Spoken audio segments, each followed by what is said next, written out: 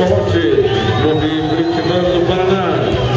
Na raia número 4, Matheus de Santana, Botafogo de Futebol e Regatas do Rio de Janeiro. No sinal do Correio. Na raia número 5, Gustavo Lousada, do Grêmio Norte União do Rio Grande do Sul. Na raia número 6, Guilherme Batistella Lousada, Corinthians Abelha São Paulo.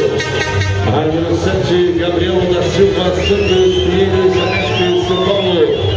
E na raia número 8, Gabriel Silva Santos Pinheiro Celeste São Paulo.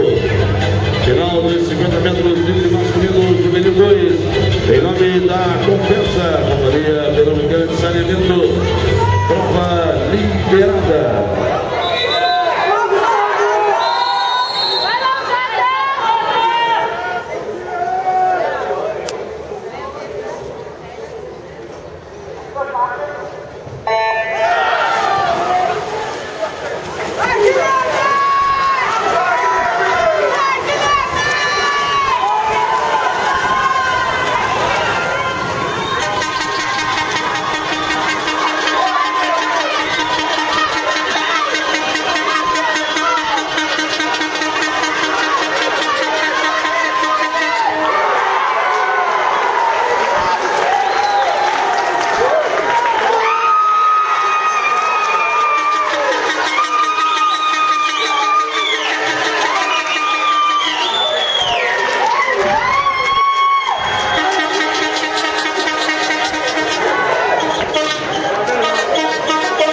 Os resultados do placar são oficiais e tem recorde no Parque Aquático do Esporte Clube do Recife.